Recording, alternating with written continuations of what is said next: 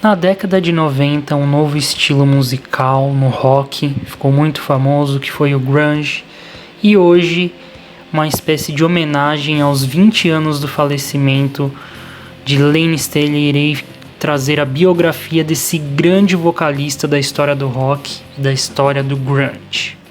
Layne Thomas Staley nasceu em 22 de agosto de 1967 na cidade de Kirkland, em Washington, nos Estados Unidos. Filho de Nancy Elizabeth e Philip Blair Stanley, sua infância foi marcada pelos conflitos conjugais de seus pais, que se divorciaram quando ele tinha apenas 7 anos. Após o divórcio, ele foi criado por seu padrasto, Jim Elmer.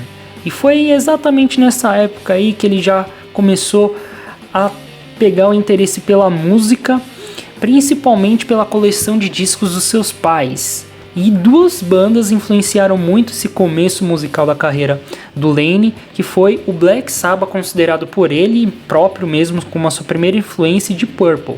Mas outras bandas como Anthrax, Judas Priest, Saxon, entre outras, também entraram na lista de bandas favoritas do pequenino Stanley.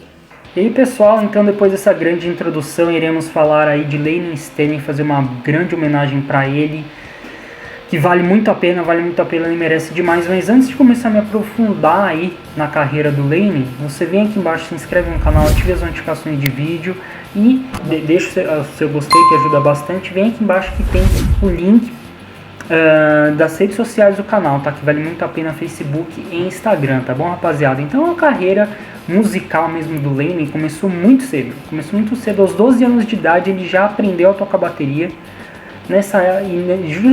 Justamente nessa época ele já começou a tocar em diversas bandas ali de hair metal, que era uma espécie de uma cena anterior do glam metal, que tinha todas aquelas bandas lá tipo Poison, o próprio Bon Jovi, enfim, que era aquela cabeleira, aquela coisa toda. E o Layne começou a tocar nessas bandas, inclusive uma das bandas dele, o Sleaze, eles tinham mais ou menos esse visual. Uma banda que ele fundou em 1984, então eles tinham mais ou menos esse visual e o som era muito parecido com o que fazia principalmente, né, o Poison, essas bandas todas.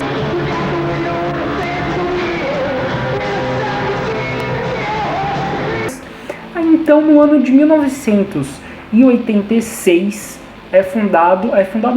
o Sleaze passa a ser o Alice, só que com N, Alice in Chains, sem o in, certo? E essa banda basicamente tocava muitos covers de Slayer, tá? E essa banda começou, com esse nome, começou a fazer um certo sucesso ali na cena de Seattle. Além dos covers de Slayer, eles tocavam algumas músicas autorais, obviamente.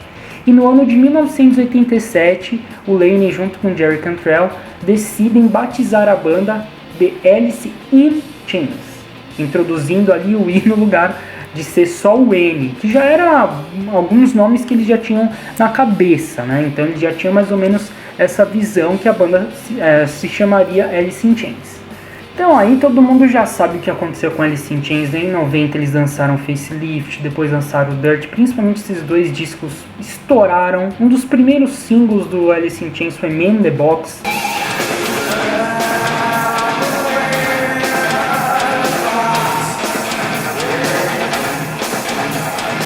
E quando chegou na MTV lá, todo mundo ficou maluco, falou, meu, que banda que é essa? Porque o Alice in Chains, ele não era nem uma banda de heavy metal tradicional, e nem era uma banda de hard rock, digamos assim. E aí colocaram um termo lá pra eles, né, como se caracterizaram, né, na verdade, a banda como um som alternativo. Só que isso é 1990. Vale muito ressaltar isso, antes do Nirvana estourar com Nevermind, que aí depois se tornou aquele movimento grunge que todo mundo falou, que aí veio outras bandas como Mother Love Bone, Pearl Jam, enfim, Soundgarden, toda aquela cena de Seattle. Mas quem realmente começou com essa cena grunge foi o Alice in Chains. O Alice in Chains foi a primeira banda, na verdade, que estourou para o mainstream com esse termo grunge, que popularizou o termo grunge. E aí fizeram muito sucesso, obviamente, com Facelift, com e com Dirt, músicas como Man in the Box, Dan Bones, Wood, Rooster, enfim, diversas músicas estouraram mesmo nas rádios. O Alice in Chains estava no topo das paradas. Vale ressaltar que Lemmy Staley sempre teve problemas com drogas, tá? Isso sempre esteve presente na vida dele. E ele é mais um dos casos, assim como Kurt Cobain, que não tá, na minha visão, ele não estava preparado para a fama. Porque o Lemmy sempre foi um cara muito recluso.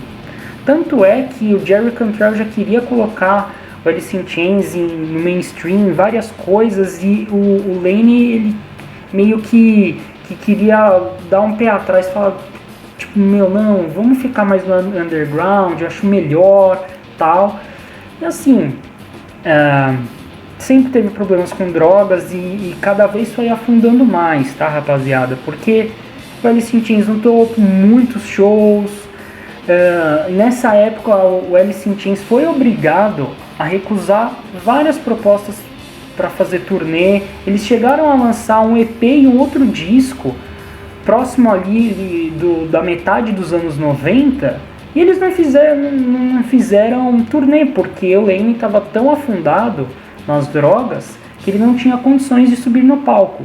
E uma dessas turnês era para abrir os shows do Metallica, que estava em ascensão novamente com o Black Album. Então, assim, eles recusaram muitas propostas por conta do Lemmy Staley. E outra coisa que é legal ser ressaltada para vocês é que o Jerry Cantrell, isso na metade dos anos 90, ali 95, 96, mais ou menos por ali, ou até mais adiante, na verdade, ele já tinha feito um disco, já estava preparado, só que era para ter sido lançado pelo Alice in Chains, só que pelas condições físicas do Lemmy Staley, acabou lançando como um projeto solo dele. Então foram 2 discos que ele lançou, que eram para ser discos do Alice in Chains, mas por conta das condições físicas do Lemmy Staley, ele acabou lançando como projeto solo, tá? Então, depois da banda lançar o terceiro disco de estúdio, chamado Alice in Chains, que é daquela capa icônica do cachorro de 3 patas, que inclusive a foto do disco, que tem aquele cachorro em três patas, é em relação ao seu terceiro disco da banda, tá? Depois disso, Lemmy Staley acabou, que nem eu estava dizendo para vocês, acabou se afundando cada vez mais, e muito por conta da morte, do falecimento da sua ex-namorada, até eu pegar o nome dela aqui, a Denry Lara Parrott, que morreu por complicações causadas pela heroína aos 27 anos. Eles se conheciam há um bom tempo, então o falecimento dela acabou afundando muito mais ele nas drogas. E outra coisa que vale ser ressaltada é que dias antes do falecimento, né, do Lemmy Staley, isso foi divulgado bem depois, acho que foi a mãe dele que falou numa entrevista, não me lembro se foi a mãe, enfim, também não vem ao caso, mas que teve relatos de que o Lemmy tinha visto o fantasma da ex-noiva dias antes dele morrer, que ela tinha vindo visitar ele como se fosse uma espécie de transição, cara. Então, assim, uma história muito doida em relação ao Lemmy Staley. Então agora eu vou falar sobre 2 apresentações, como se fossem as últimas apresentações do Lemmy Staley que se tem relatos, né, dele com Alice in Chains. Uma foi no acústico MTV, que esse acústico MTV é sensacional, rapaziada. Nossa, a produção, enfim, vale muito a pena você ouvir esse disco acústico do Alice in Chains. Ele foi gravado, né, em 1996 e foi o primeiro show da banda em 3 anos, quer dizer, desde 93 que eles não se apresentavam. Por isso que eu falei pra vocês que eles lançaram 2 discos, um EP e um disco. Em 94 um EP e em 95 disco, e eles não fizeram turnê, só foram voltar a se apresentar em 96. E o último show que se tem relato do Lemmy Staley com o Alice in Chains foi em 96, tá? No Kansas City, uma turnê que o Alice in Chains fez junto com o Kiss. E aí depois o Lemmy Staley meio que saiu dos holofotes, cada vez mais recluso. Só que tem um porém.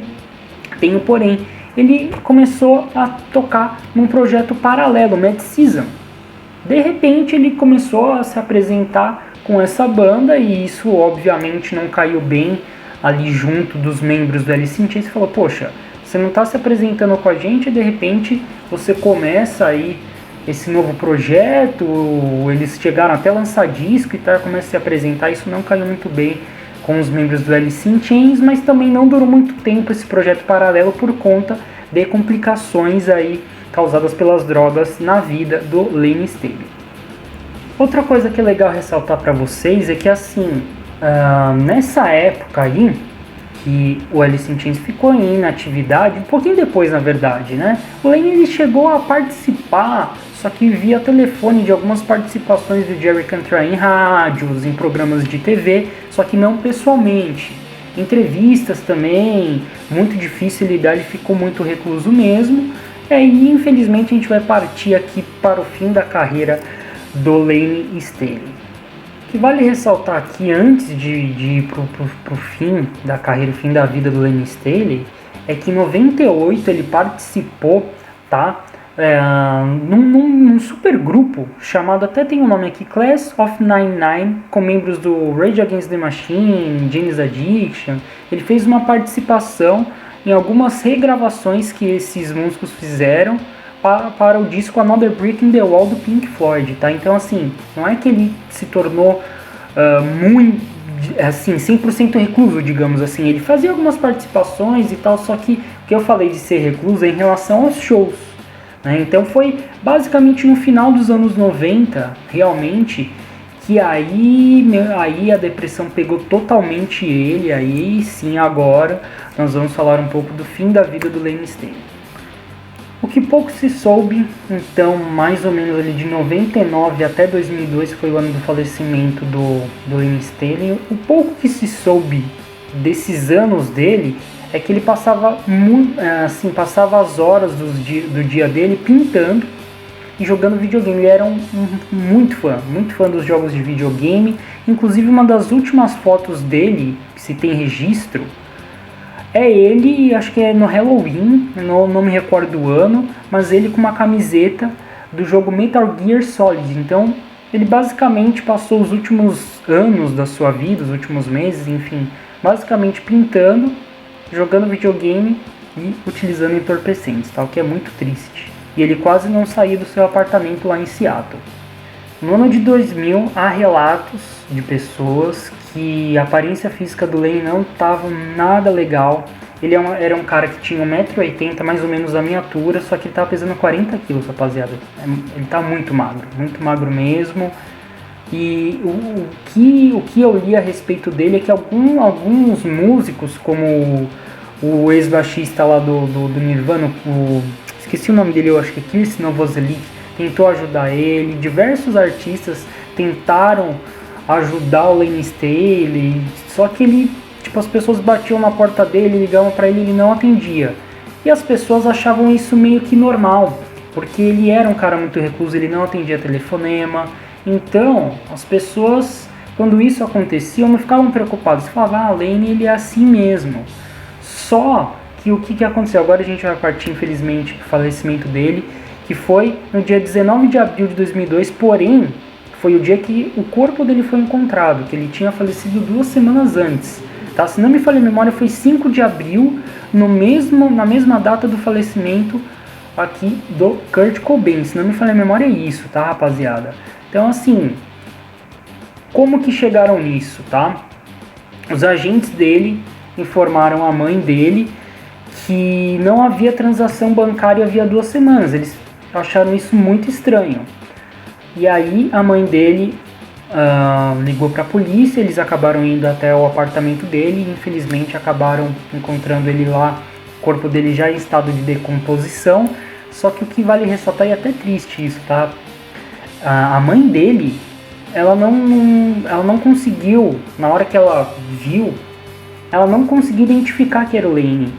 Ela achou que era um manequim, rapaziada, de tão magro que ele tava. Isso, juro pra vocês, rapaziada, tô até arrepiado de falar isso, de estar contando essa história pra vocês.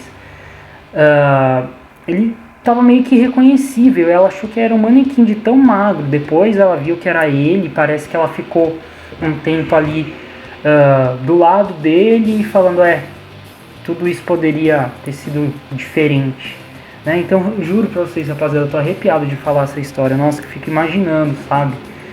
E, bom, eu vou contar pra vocês algumas curiosidades a respeito da vida do Lane aqui, só pra gente terminar de uma maneira alto astral, né? Não terminar nessa bad. Então, eu vou trazer algumas curiosidades legais aí da vida do Lane Staley. Uma curiosidade bacana que envolve o Lane é no clipe da música Rooster, tá? O diretor Mark Pellington, que foi o diretor desse videoclipe, ele viu que o Lane ele tava com uma...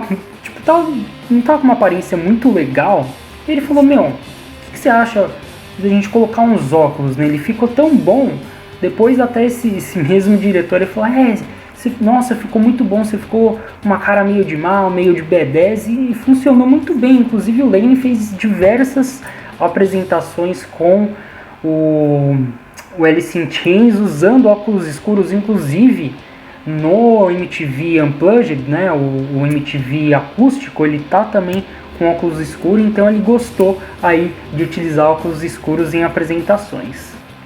Essa curiosidade é bem legal, que envolve a música Ben Bones. Sabe aqueles gritos de começo, e vem o riff? Foi proposital. Por quê? O Lane tinha ouvido o riff da música e ele já tinha pensado, ele falou, acho que tá faltando algum grito, alguma coisa nessa música. E aí ele falou com o engenheiro de som lá, ele falou, eu preciso colocar uns gritos. E combinou muito bem que fica... combinou muito bem com a música. Você vê que o Lane era um gênio, né? Ele já tinha uma visão muito além do seu tempo. Uma curiosidade que não é muito bacana aqui, mas eu acho que vale ressaltar, é que o Lane ele já meio que sabia que ele não estava legal. Inclusive ele deu uma entrevista para uma jornalista chamada Adriana Rubio, tá? E eu vou colocar exatamente as palavras que ele colocou nessa entrevista, tá? Ele colocou assim: o meu fígado não funciona, passo o tempo todo a vomitar, e ele acabava fazendo necessidades nas calças, né? Fazendo número 2 nas calças.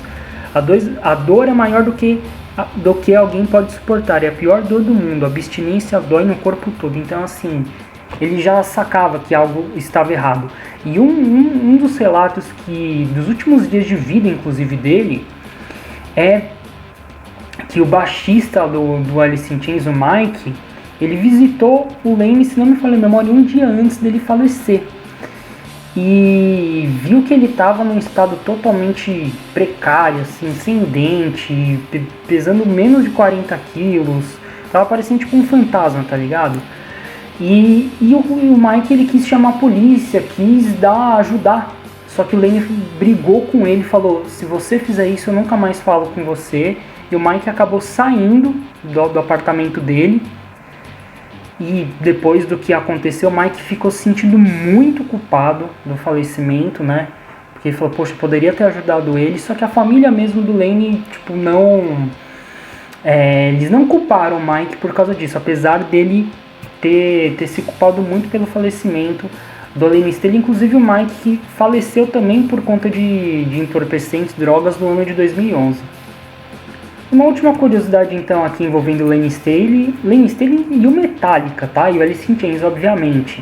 É que no álbum do Metallica de 2008, né, o Death Magnetic, ele começou a ser pensado em forma de homenagem ao Lane Staley, não só ao Lane Staley, né? A vários artistas do rock que tinham falecido. Claro que devia ter Kurt Cobain ali, o próprio Lane Staley, e isso foi divulgado pelo James Hetfield, né, em uma entrevista na Guitar World.